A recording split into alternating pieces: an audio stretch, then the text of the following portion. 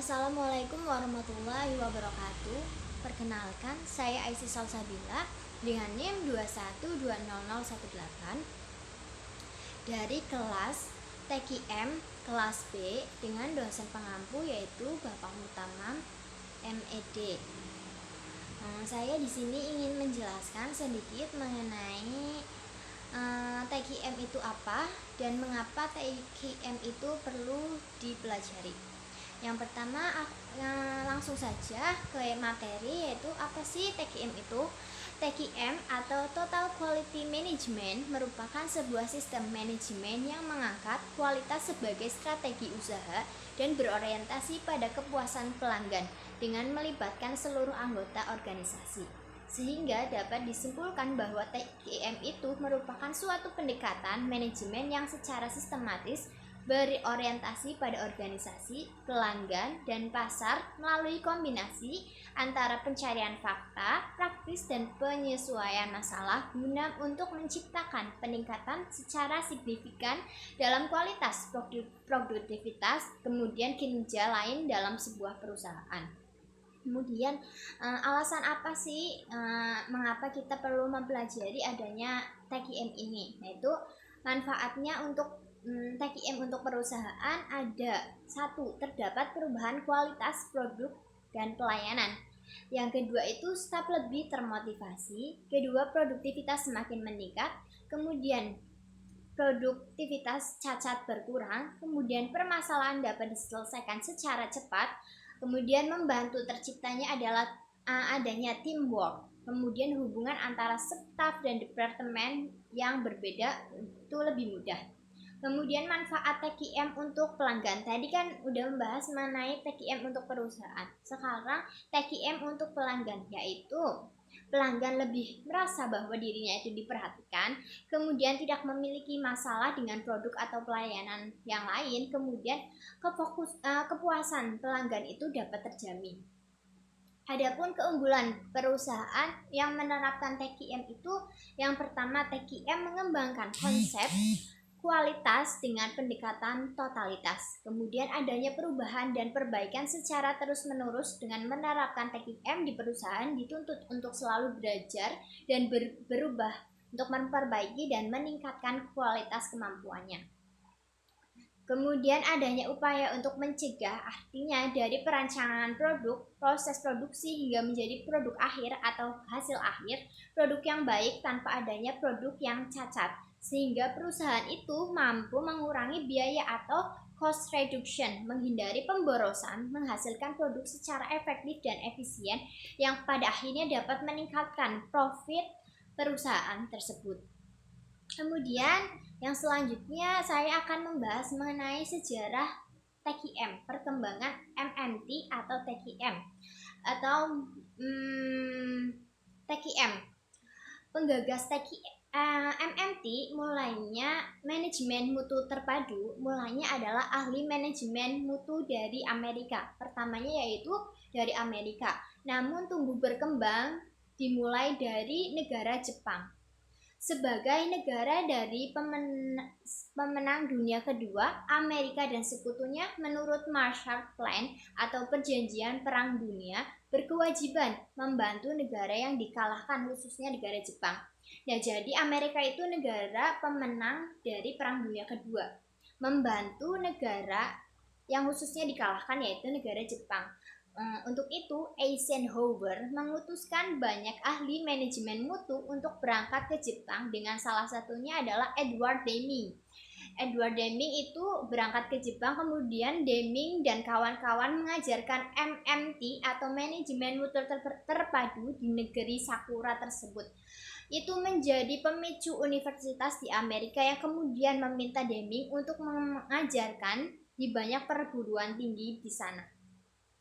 Kemudian MMT berkembang juga di negara sekutu Amerika seperti negara Inggris, Prancis, kemudian negara-negara Asia seperti Singapura. Saat ini manajemen kontemporer sudah dipelajari di berbagai banyak negara.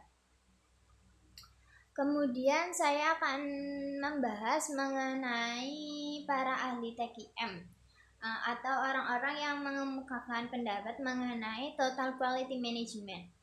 Nah, di sini saya menurut Iskawa dan dalam Ciptono itu mengemukakan bahwa TQM itu perpaduan semua fungsi manajemen, semua bagian dari suatu perusahaan, dan semua orang ke dalam falsafah holistik yang dibangun berdasarkan konsep kualitas, teamwork, produktivitas, dan kepuasan pelanggan. Kemudian yang kedua ada Tunggal.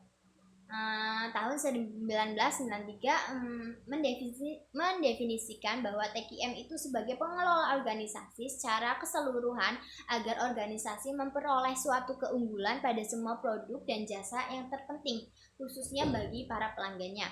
Kemudian para ahli selanjutnya yaitu ada Ibrahim tahun 2000 itu menyatakan bahwa tujuan dari implementasi TQM adalah untuk memberikan produk dan jasa secara berkualitas untuk memenuhi kepuasan pelanggan, kepuasan pasar konsumen secara berkelanjutan yang dapat menimbulkan berkesinambungan sehingga dapat menimbulkan produktivitas produsen mencapai skala ekonomis dengan akibat penurunan biaya produksi. Selanjutnya ada para ahli menurut Ciptono dan Diana tahun 2003. Yang membedakan antara TQM dengan pendekatan lain adalah menjalankan usaha secara komponen-komponennya. Komponen ini memiliki sebuah unsur utama yaitu fokus pada pelanggan, obsesi terhadap kualitas, pendekatan ilmiah, komitmen yang tinggi, kemudian ada pelatihan kebebasan yang terkendali dan adanya keterlibatan pemberdayaan karyawannya. Kemudian dalam menurut Ciptono dan Anastasia, TQM merupakan suatu pendekatan dalam menjalankan suatu usaha untuk mencoba semaksimal mungkin daya saing organisasi melalui perbaikan yang terus-menerus dilakukan atas produk, jasa, maupun proses dalam lingkungannya. Selanjutnya ada materi yang akan saya jelaskan. Saya akan menjelaskan mengenai materi kepemimpinan dalam manajemen MMT atau manajemen mutu terpadu. Kesuksesan penerapan MMT sangat bergantung pada komitmen dari pemimpinnya dan cara pemimpin tersebut memanage, merancang, mengimplementasikan, memonitoring, dan mengevaluasi hasil dari pelaksanaannya. Komitmen pimpinan tidak hanya dalam hal keberpihakan dalam penentuan kebijakan, tetapi sampai tahap pelaksanaan, pengawasan, evaluasi, termasuk partisipasinya. Secara umum, kepemimpinan dan manajemen MMT mempunyai kekhasan atau mempunyai ciri khusus dibandingkan dengan kepemimpinan pada manajemen pada umumnya. Jadi, MMT itu memiliki ciri khusus dibanding dengan manajemen yang lain seperti itu. Kemudian untuk itu ada beberapa model atau gaya kepemimpinan. Ada beberapa kepemimpinan. Yang pertama, definisi kepemimpinan. Definisi mengartikan kepemimpinan atau leadership adalah kemampuan seseorang itu menginspirasi orang-orang yang mempunyai keinginan yang total, komitmen yang sukarela untuk mencapai suatu target bahkan melebihi tujuan-tujuan organisasi. Kemudian kata penting dalam divisi ini menurut Golses adalah menginspirasi. Artinya apa? Motivasi yang sudah terinternalisasikan ke dalam diri setiap anggota organisasi sehingga kemampuan dan komitmen tumbuh di dalam diri mereka. Berbeda dengan terminologi motivasi yang lebih bermakna dorongan eksternal sehingga tidak bertahan lama sewaktu itu adalah stimulus eksternal. Di sini lebih menumbuhkan rasa memiliki terhadap organisasi. Bila ada rasa memiliki dari setiap kawan, maka mereka akan bergerak dengan sendirinya untuk bersama-sama anggota lain untuk mencapai tujuan organisasi. Kemudian ada kepemimpinan mutu.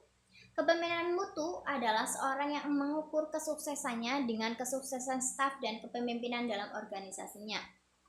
Selanjutnya, Archaro menjelaskan dalam kepemimpinan mutu, quality leadership, maka peran pimpinan di birokrasi pendidikan seharusnya berubah dari peran penguasa, pengatur, pengontrol menjadi fasilitator, penyedia sumber daya yang dibutuhkan guru, staf, dan siswa. tentu dengan skala prioritas karena keterbatasan kompetensi lulusan yang diharapkan. Dengan demikian, peran birokrasi pendidikan dalam makna kepemimpinan yang peduli mutu oleh Archaro diilustrasikan sebagai piramida terbalik. Nah, menurut Archaro itu peran birokrat pendidikan itu digambarkan sebagai piramida terbalik. Dalam kepemimpinan mutu, Archaro menegaskan bahwa setiap individu dalam intuisi adalah seorang pemimpin. Jadi menurut Archaro, setiap individu itu, setiap orang itu adalah seorang leadership.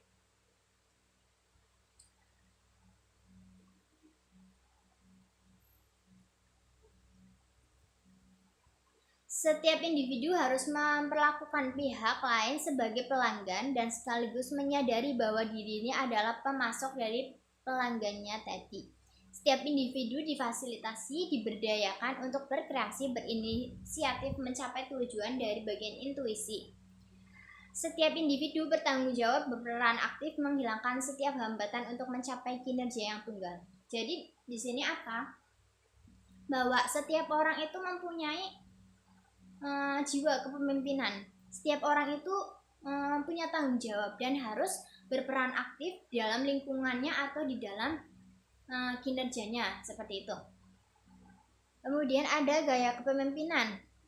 Gaya kepemimpinan adalah pemimpin yang berinteraksi. Banyak sebutan untuk berbagi gaya. Dari banyak sebutan tersebut, Gosset dan Davis mengatakan ada 5 gaya kepemimpinan. Yang pertama ada gaya kepemimpinan autokratik, kemudian ada demokratik, ada partisipatif, kemudian orientasi pada tujuan, dan situasional.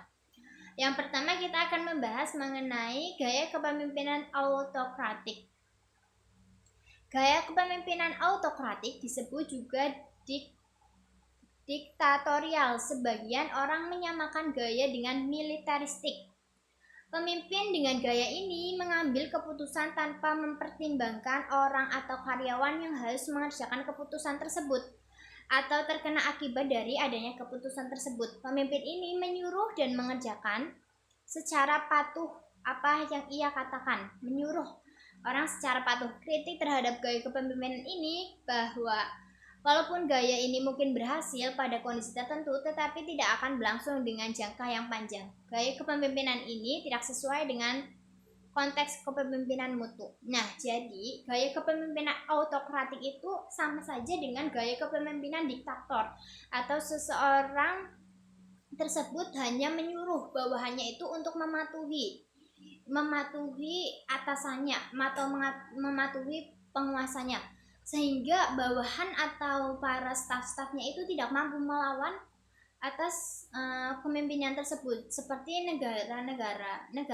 Korea Utara itu kepemimpinannya adalah autokratik atau diktator tersebut. Artinya apa? Pemimpin tersebut itu menguasai. Jadi sebagai karyawan atau pegawai tidak ada ikut campur, harus mematuhi apa yang diperintahkan oleh penguasanya, seperti itu. Kemudian ada gaya kepemimpinan demokratik. Gaya kepemimpinan demokratik sering disebut juga sebagai konsultatif atau konsensus. Dalam mengambil keputusan, pemimpin dengan gaya ini akan melibatkan orang yang akan melaksanakan dan terkena dampak keputusan tersebut. Jadi pemimpin ini mengambil keputusan setelah ia menerima masukan dari saran dari beberapa kelompok orang yang kritik dari gaya kepemimpinan ini. Keputusan diambil dengan konsensus mayoritas anggota, bisa jadi belum tentu terbaik dan pula bisa jadi keputusan yang tepat atau benar bagi perusahaan. Nah, jadi yang kedua adalah gaya kepemimpinan demokratik. Nah, gaya kepemimpinan demokratik ini lebih kepada mengambil keputusan yang melibatkan banyak orang. Jadi ketika pemimpin tersebut mengambil keputusan atau ya semacam seperti itu, harus melibatkan banyak orang atau orang-orang tersebut atau pegawainya atau stafnya itu boleh mengkritik, boleh memberikan saran, boleh memberikan nasihat gitu, karena untuk kepentingan suatu perusahaan atau suatu organisasi tersebut. Jadi untuk kepentingan bersama dan digunakan secara bersama-sama. Jadi ibaratnya kayak kepemimpinan di Indonesia tersebut menganut sistem kepemimpinan yang demokratik seperti itu. Kemudian ada gaya partisipatif. Gaya kepemimpinan partisipatif sering disebut dengan gaya terbuka, bebas, dan tidak digiring. Pemimpin dengan gaya ini tidak banyak mengontrol proses pengambilan keputusan. Dia lebih cenderung menyediakan informasi terkait dengan masalah, memberikan kesempatan kepada anggota tim, mengambil strategi untuk memecahkannya. Tugas pemimpin pada gaya ini adalah memfasilitasi tim menghasilkan konsensus dengan asumsi bahwa anggota tim akan lebih dapat menerima tanggung jawab untuk merumuskan strategi, memecahkan solusi. Kritik terhadap gaya ini adalah perlu waktu untuk lama untuk mencapai konsensus dan akan berjalan baik lama kala semua staf yang dilibatkan komit untuk mencapai tujuan. Jadi gaya kepemimpinan partisipatif itu adalah gaya kepemimpinan yang memiliki atau gaya terbuka, bebas, dan tidak digiring. Artinya itu pemimpin itu tugasnya hanya sebagai fasilitator atau yang mengontrol para bawahannya atau para pegawainya itu untuk mengambil keputusan. Jadi pemimpinnya itu memberikan kesempatan kepada para anggotanya itu untuk memberikan atau merundingkan perpecahan permasalahan, kemudian akan diputuskan oleh pemimpin tersebut. Kemudian yang selanjutnya ada gaya orientasi dan tujuan. Gaya kepemimpinan orientasi tujuan disebut dengan orientasi hasil, orientasi sasaran, atau management of objective. Gaya kepemimpinan ini memiliki anggota fokus pada tujuan yang sedang ditargetkan. Pemimpin dan staf hanya fokus membicarakan strategi yang pasti, secara terukur, dan akan berkontribusi terhadap pencapaian sasaran organisasi yang telah ditargetkan. Hal-hal personal yang lainnya tidak terkait sasaran organisasi tidak didiskusikan. Berarti apa gaya orientasi tujuan ini? Memiliki sebuah tujuan khusus, memfokuskan. Jadi misalnya memfokuskan hal-hal yang akan dibicarakan. Contohnya tadi strategi yang pasti, yang terukur seperti itu. Kalau misalnya yang tidak berkaitan dengan hal tersebut, itu tidak akan didiskusikan pada gaya kepemimpinan orientasi pada tujuan ini.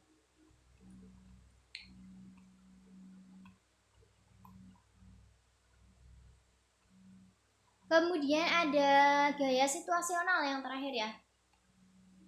Gaya kepemimpinan situasional ini disebut dengan gaya kepemimpinan yang cair atau kontingensi. Kepemimpinan ini memilih gaya pendekatan sesuai dengan situasi yang saat memberikan perintahnya.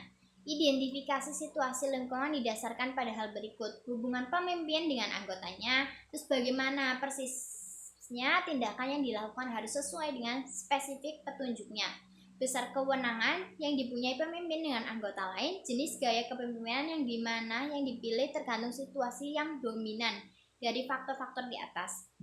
Pada situasi yang berbeda, pemimpin yang sama akan memilih gaya kepemimpinan yang berbeda. Kepemimpinan mutu akan menolak gaya kepemimpinan ini. Kritik terhadap gaya kepemimpinan ini hanya berbasis pada kepentingan jangka pendek daripada penyelesaian personali jangka panjang. Gaya kepemimpinan dalam konteks mutu terpadu pada setting mutu terpadu atau total quality adalah gaya kepemimpinan yang sesuai menurut George dan Davis adalah partisipatif tingkat tinggi dengan arti mencapai masukan dari para staf yang sudah diberdayakan terlebih dahulu. Pada gaya kepemimpinan yang situasional dan tradisional, pemimpin hanya menerima input saja tanpa memberdayakan staf yang terencana dan terus mengoreksi. Input dari staf bukanlah hal yang baru, namun mengoreksi input melalui peduli bekerja sama staf, meningkatkan mutu, input, penghargaan kepada staf, perbaikan. Ini semua adalah gaya kepemimpinan yang partisipasif tingkat tinggi, di mana semestinya diterapkan dalam setting pemimpinan yang mutu dan terpadu. Itu saja yang bisa saya sampaikan. Kurang lebihnya mohon maaf. Terima kasih. Wassalamualaikum warahmatullahi wabarakatuh.